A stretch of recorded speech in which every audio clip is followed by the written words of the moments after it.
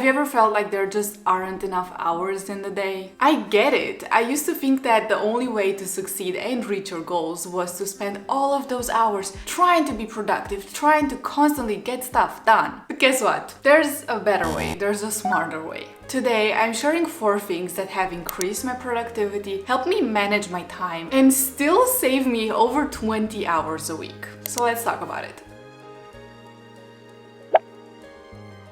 First of all, planning. When it comes to planning, it is so important to plan ahead. You can do this week by week or day by day. You can do both. I like to just look over everything I have to do in a week on Sunday, put everything in my calendar so I make sure that I don't forget everything. But then every single day in the evening after I finish my to-do list for the day, I will look over everything I have to do next day so that I can prepare, know what's coming up, and I don't have to wake up and be like, okay, what's going on? If you're planning your day ahead of time, that is already amazing and that's gonna save you some time. However, there are even smarter ways to plan. Batching similar tasks. We are not great multitaskers and also we are not great at switching from one task to the other really fast. If you have multiple different tasks that you need to do in one day, you can batch them by type. So you batch everything where you have to write something together and then you also batch everything where you need to read something or gather some information or anything like that. If you still have tasks that are just too different and they're hard to batch together, you can do them based on energy levels. There are just tasks that take way more energy from us than others. For instance, I need to be fully focused when I'm reading or I'm writing research papers for university. However, when it comes to editing, I can edit while I'm a bit more tired, while my mind is not so sharp anymore. I can also edit in a cafe when there's background noise. I can also edit when I'm commuting in a train, for instance. Based on that information that I know about myself, I will always do my research, my writing in the morning and then edit in the afternoon. When I'm usually a bit more tired, I'm not as sharp as in the morning. Maybe I'm also not at home, I'm in a cafe or I'm at university, when I may sometimes get interrupted by other things coming up. So while time management is important, energy management is also really important because every single person has a different way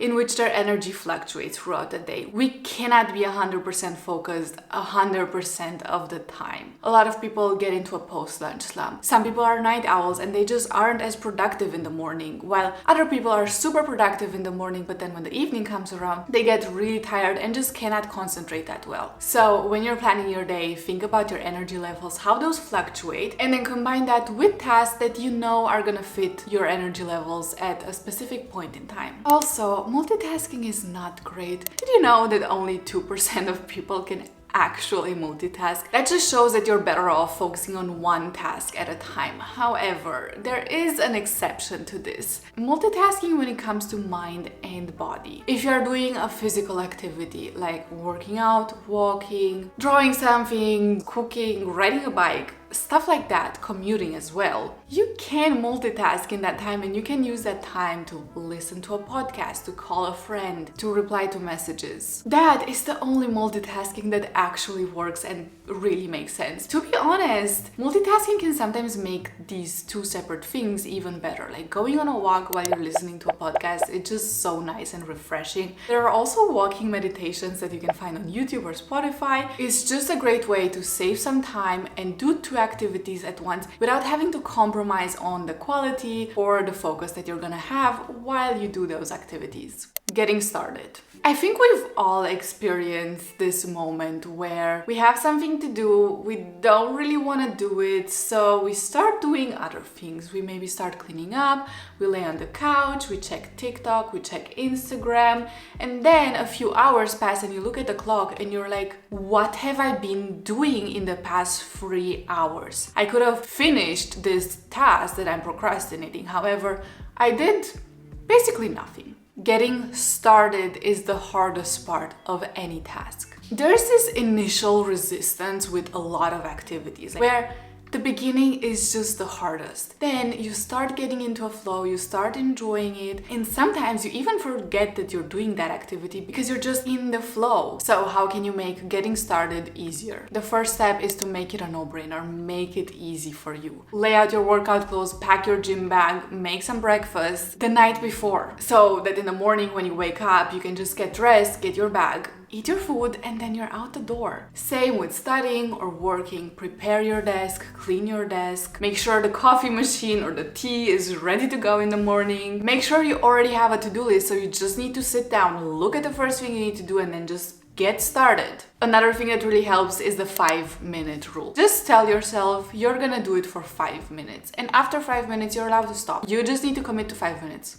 That's all. A lot of times you will just keep going because, like I said, starting is the hardest part. So after studying for 5 minutes, you might as well just finish the chapter, right? Or if you've written half an email, you might as well just finish the email and send it. And at that point, you might even realize that it's not that difficult. It's not that hard. Might as well keep going. Study some more, write another email. This also helps you get away from the mindset of looking at your watch and seeing that it is 11:47 and being like, oh, I'll start at 12. If it's 11:47, you can do 2 of these 5-minute sessions before it's 12. So might as well get on with it. And also, 5 minutes is better than nothing. You know, productivity really shouldn't be about perfection. It should be about progress. If 5 minutes is all the time you can dedicate in a day for a certain task, then it's better to take those 5 minutes to do that task than to do nothing. It's about progress, not perfection. If you're wondering what those things on the door are, those are video ideas for my channel for the next few weeks and months. So if you like this video and you would like to see more, make sure to subscribe.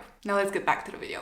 Getting going. Once you already started working on your to-do list, getting stuff done, being productive, honestly, you've done the hardest part. Now the only thing you need to do is to keep going, which on some days might be really easy and effortless. You might get into a flow, you might really enjoy it. Other days it's not like that. Random things keep popping up. There are 10 different notifications. Your neighbors are renovating, your cat is running around. It's just chaos. So what do you do to keep going? If you don't mind background noise while working or studying, I think it's really nice to put on some lo-fi or like classical music, anything that doesn't have text, anything that's calming, that gets you into this like state of concentration, because that helps you focus on that noise, on the music, instead of other random noises that might pop up. Also, you could use a Pomodoro method where for 25 minutes you are fully focused, only focus on one task, and then you get a 5-minute break where you can tackle all of those distractions. You can walk around, you can do some yoga, you can do whatever you want, and then again another 25-minute session where you're again fully focused. I like to do this with 50 minutes and then 10 minutes of break, just because I feel like 25 minutes is too little for me to actually get stuff done, but you can really customize this to how it works best for you. You should also know beforehand what you're gonna do with random thoughts or things that just pop up. If you're studying or you're working and you're in the middle of being productive, of getting stuff done, and you randomly remember that you need to pick up a package from the post office, what are you gonna do with that? You need to already have a system in place. Have a little piece of paper on your desk where you put random to-dos, random thoughts, things like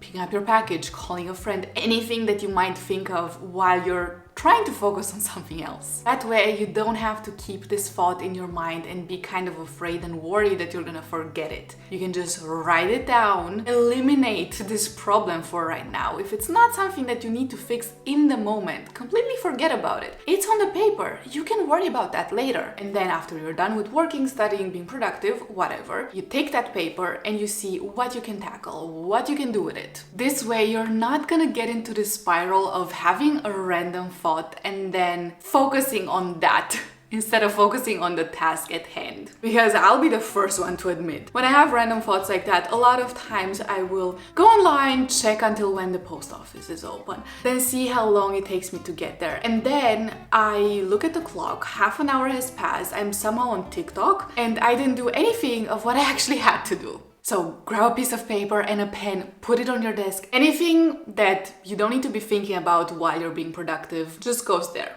Problem solved. Finally, resting. When you're done with all of your tasks, you've been productive, you've gotten stuff done, it is time to rest, to recharge, and to take a break. We cannot be productive 24/7, and resting is a really important part of being productive and being able to manage our time well. Especially if what you do on a daily basis is mostly sitting down and looking at your computer without really moving. It's really important to move around a bit when you're taking a break, when you're resting. It is necessary to have an active lifestyle and to take care of your body, not just in order to be productive, but for your health. I love starting out my days with a workout. It's just a perfect contrast between sitting at a desk for hours and looking at a screen, and I truly think that working out on a daily basis makes me more productive and makes me less stressed about things. It truly is an outlet where you let go of the stress, you let go of all the things that you have in your mind, and you just focus on the workout. Working out regularly, doing a sport you enjoy, or just walking around, getting some fresh air will not only help you be more productive, help you be less stressed, it will also, of course, in the long term help you live a healthier lifestyle. It helps you build a routine, it helps you build healthy habits that you can fall back on when life gets busy. We need balance, and we need to take care of our mental and our physical health, especially if what we do on a daily basis is mostly working, getting stuff done, being productive, and